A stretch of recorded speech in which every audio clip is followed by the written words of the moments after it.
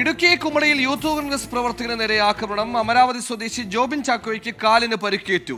CPM ആണ് ആക്രമണത്തിന് പിന്നിലെന്ന് ജോബിൻ ആരോപിച്ചു. പണി കഴിഞ്ഞ് വീട്ടിലോട്ട് വരുന്നതായിരുന്നു. ബൈക്കിനാണ് പെട്ടെന്നൊരു ജീപ്പ് ബൈക്കിനാണ് വീട്ടിലോട്ട് വന്നത്. പെട്ടെന്നൊരു ജീപ്പ് മുന്നിൽ കൊണ്ട് നിർത്തി. കുറേ ആൾക്കാർ ചാടി ഇറങ്ങി. ഞങ്ങൾ ഒരു വാളിന് എൻ്റെ തലക്കിട്ട് വെട്ടി. അന്നേരത്തിന് ഞാൻ ഒഴിഞ്ഞു മാറി താഴോട്ട് വീണു. ബൈക്കിൽ വീണ വഴിക്കാൻ പുള്ളി കാലിനിട്ട് വെട്ടി. അതോടെ ഞാൻ വീണുപോയി.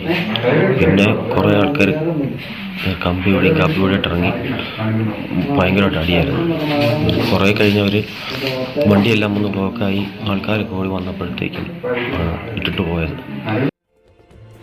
വിഷ്ണു സുരേഷ് ഇടുക്കിയിൽ നിന്ന് ചേർന്നു. വിഷ്ണു, CPM ആണെന്ന് ആരോപണം ഉയരുന്നു. ഏതെങ്കിലും തരത്തിലുള്ള പ്രാദേശിക രാഷ്ട്രീയ വൈര്യം അവിടെ നിലനിൽക്കുന്നുണ്ടോ? എന്തൊക്കെയാണ് വിശദാംശങ്ങൾ? സുഹൈലെ, കഴിഞ്ഞ ദിവസം ഈ ജോബിൻ ഒരു CPM നേതാവ്, അന്തരിച്ച CPM നേതാവിന്റെ ഫോട്ടോയ്ക്ക് താഴെ ഒരു മോശം കമന്റ് ഇട്ടിരുന്നു. അതിനെതിരെ കുമളി ലോക്കൽ കമ്മിറ്റിയുടെ നേതൃത്വത്തിൽ ജോബിനെ പോലീസിൽ പരാതി നൽകി. അതുമായി ബന്ധപ്പെട്ട തർക്കം അവിടെ നിന്നിരുന്നു. അതിന്റെ ഒരു തുടർച്ചയാണ് ഈ ആക്രമണം എന്നാണ് പോലീസ് ഉൾപ്പെടെ വിലയിരുത്തുന്നത്. ഇന്ന് 8 മണിയോടുകൂടിയായിരുന്നു സംഭവം. ജോലി കഴിഞ്ഞ് വീട്ടിലേക്ക് വരികയായിരുന്നു ജോബിൻ. ഇതിനിടയിൽ ബൈക്കിലും ജീപ്പിലുമായി എത്തിയ 6 അംഗ സംഘമാണ് ജോബിനെ അടിച്ച് പരിക്കേൽപ്പിച്ചത്.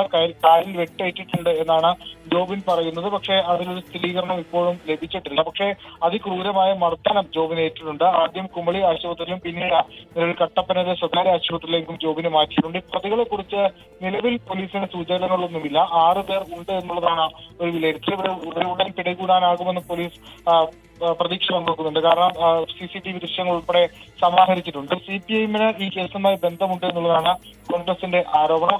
ഏറെക്കുറെ സ്ഥിരീകരണത്തിലേക്ക് എത്തിയിട്ടുമുണ്ട്. സുഹൈൽ, ശരി, വിഷ്ണുവാണ് വിശദാംശങ്ങൾ നൽകിയത്. പ്രതികൾക്കായി പോലീസ് അന്വേഷണം ഊർജിതമാക്കിയിരിക്കുകയാണ്.